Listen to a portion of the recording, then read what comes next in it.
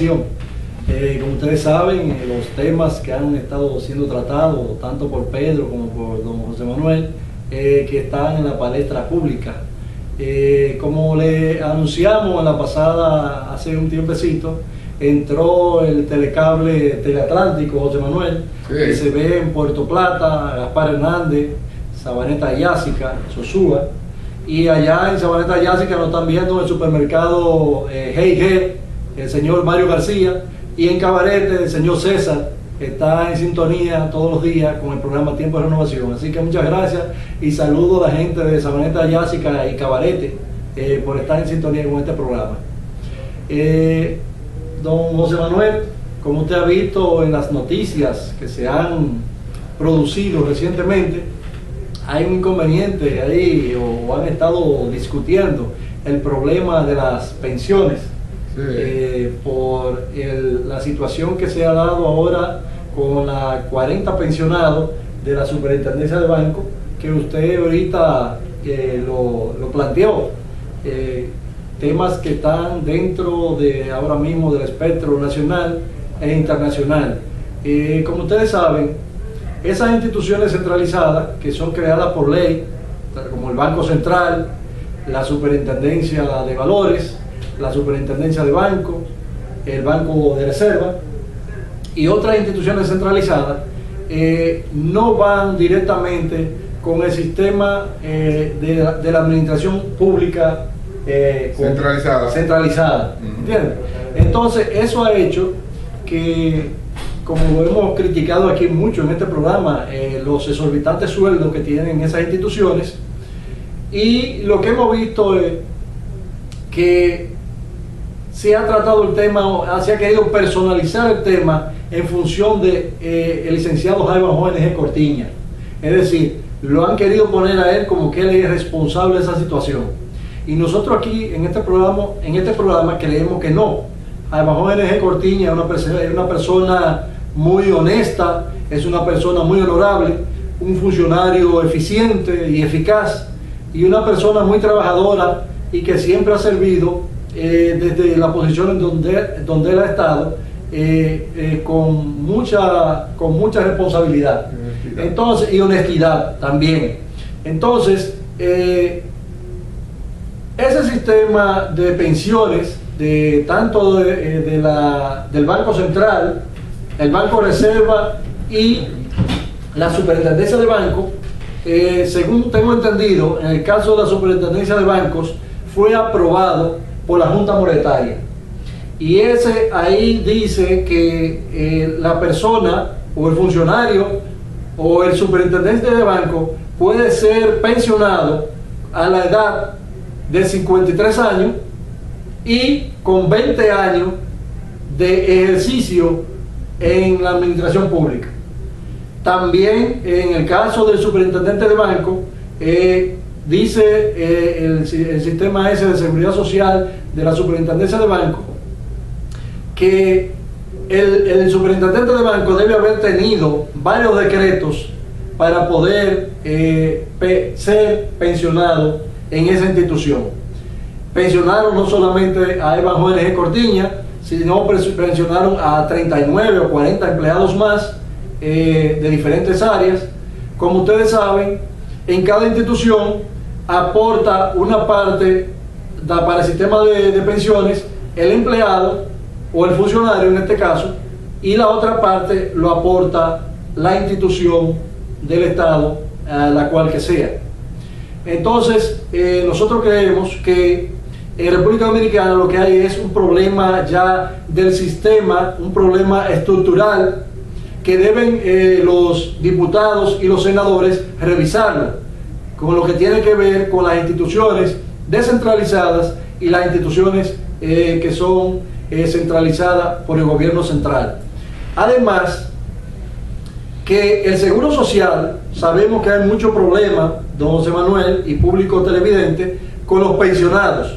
Usted sabe que en el seguro social una persona solicita una pensión y dura hasta 10 años esperando esa pensión. Entonces queremos que ese tipo, es que puede estar vivo hasta que le salga. Si es que puede estar vivo, conozco unas cuantas personas, amigos y otras personas que han muerto esperando la pensión y no le ha llegado porque han durado entre 8 y 10 años esperando que les salga esa pensión. Entonces, esas cosas también hay que resolverlas. El Seguro Social debe trabajar en eso. Todo el expediente que tiene atrasado de los cañeros, de la fábrica de papel, de Induspapel, de agricultura, los empleados que tiene de esas instituciones quebradas de CORDE, que resuelvan esas pensiones y le den esa pensión a esa persona, que son pensiones de 5.000 pesos a 10.000 pesos. Entonces, queremos llamar la atención también a que no se personalice este tema, sino que se tomen medidas institucionales, ya sea del Congreso, la Cámara de Diputados y el Senado, para que esas cosas se corrijan, pero que no se venga a querer satanizar a un funcionario porque se pensionó con el último sueldo que él tiene, porque realmente eso es lo que dice el reglamento de pensiones de la Superintendencia de Seguros. Es decir, Jaibanjó N.G. Cortiña no ha violentado ninguna ley, no ha violentado ningún reglamento de su institución. Lo que sucede es que el superintendente de banco tiene un alto sueldo y en función de eso es que lo han pensionado. Entonces, queremos llamar la atención sobre eso y decir que Jaibanjó N.G. Cortiña es una persona, como dijimos ahorita, honesta, capacitada y muy trabajadora. Sí, quiero que sepan que si cogen la lista de los últimos, digamos, de los últimos 12 años o 15 años de los superintendentes y de los gobernadores del Banco Central y del Banco de Reserva. Sí. Pero vamos del Banco Central y de la Superintendencia de Banco, que son las que tienen las obligaciones de regular el sistema financiero nacional. Ustedes se van a encontrar que exactamente tal y como está jubilado, como se jubiló N.G. Cortiño, están jubilados los otros. Y eso no fue causa de ninguna extrañeza. Exacto. No fue causa de ningún escándalo. En este momento fue un diputado el que hizo la declaración y eso dio pie a un qué sé yo, a una tormenta, a un torbellino de eso. Pero unas leyes que son injustas y que crean privilegios irritantes, de todas maneras son leyes. Exactamente. Es decir, ellas son injustas. Los privilegios irritan desproporcionadamente en una sociedad como la nuestra. Pero la ley es la ley. Él no tiene otra ley por cual jubilarse que no sea por la de la Superintendencia de Banco. Esa es la única ley por la que él se puede acoger. Y la ley por la que él se puede acoger y se acogió da esos resultados. Entonces, que no hagan querer hacer leña del funcionario que se acogió a una ley que él no creó, que él encontró ahí, porque aún si podría ser criticable si él hubiera hecho un trabajo de lobismo a través del Senado y la Cámara de Diputados para modificar la ley, para crearse los privilegios. No, eso estaban ahí y él los encontró. Y si eso no estuvo bien, si eso no estaba lo correcto, si no era correcto darle la prerrogativa al Banco Central, a la Superintendencia de Banco, al Banco de Reserva, para que ellos mismos establezcan las reglas y los montos de los salarios y de las pensiones de sus funcionarios, si eso no es correcto, al Senado que legisle, pero que no traten de destruir a una persona que estuvo allí, que sirvió allí, bien o mal, pero sirvió, y que actuó en consonancia con la ley y con el reglamento, y que los beneficios que tuvo son los que le dan la ley y los que le dan los reglamentos. Es decir, esta forma de manejar la opinión pública y quererle cargar a una persona individualmente, quizá porque la persona no sea un amigo de los medios o poco comunicativo o algo de eso, quererle tratar de esa manera. No es así. Lo que él tiene es injusto, es irritante, pero es legal. Exacto. Sí, así mismo es. Así mismo es. José Manuel, entonces mire, siguen los problemas por allá, por Europa. Ahora mismo hay protesta en España, hay protesta en Grecia por los recortes que ha impuesto la Comunidad Económica Europea, ya que usted sabe que con el salvamento que ha habido, la Comunidad Económica Europea ha tenido que desembolsar grandes miles y miles de euros para rescatar esas economías que usted sabe que muchas eran semisocialistas y tenían muchos beneficios sociales que le daban a la gente. Entonces han tenido que recortar esos beneficios sociales para cumplir con la Comunidad Económica Europea, para que le desembolsen esos recursos. Entonces ahora mismo, ayer hubo protesta en Grecia, protesta antes de ayer también en España, y eso ha traído una situación de inestabilidad por allá en Grecia. Sí. Es una situación difícil.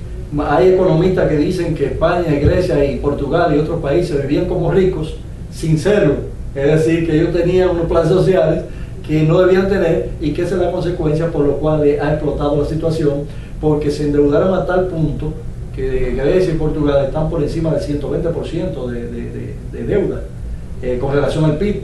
Entonces esa es la situación que está ahora mismo Europa, y ahí deben verse muchos países de Latinoamérica. Los problemas económicos, a medida que se agudizan, entonces producen problemas sociales, crisis sociales. Y si esas crisis sociales no tienen una salida, se pueden convertir en crisis política.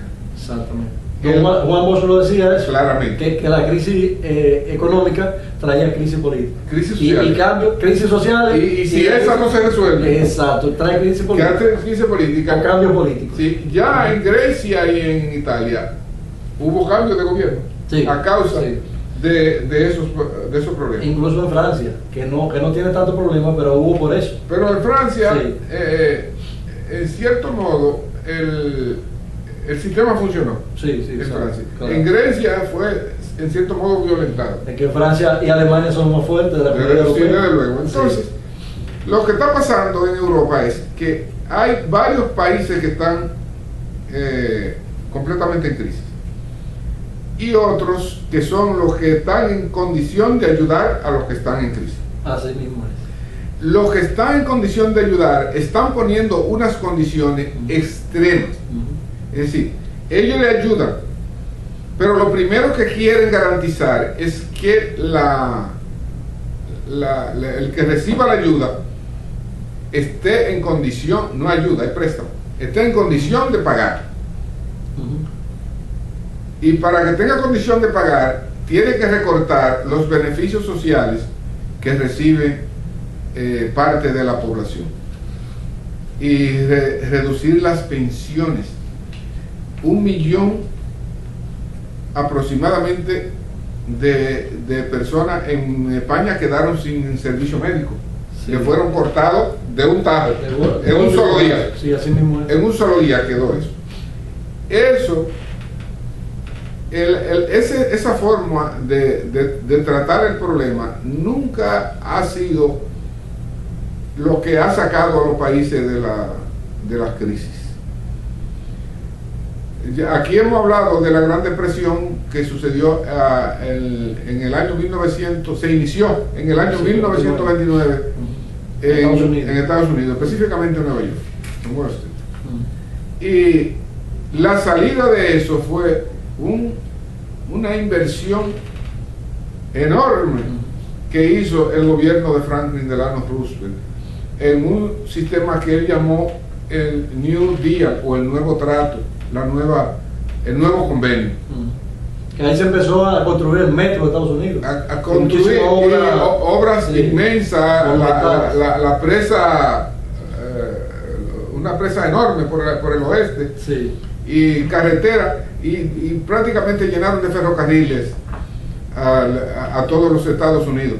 Fue un periodo grande y eso estimuló también la inversión privada, porque en el propio Nueva York, el edificio del Empire State es un fruto de eso. En 1934 empezó a construirse. Empieza a construirse, sí, en medio de la gran crisis, y eso motorizó.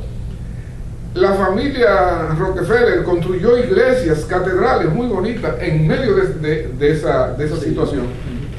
Y lo que hizo fue que ayudó a Estados Unidos a ir saliendo de esa crisis.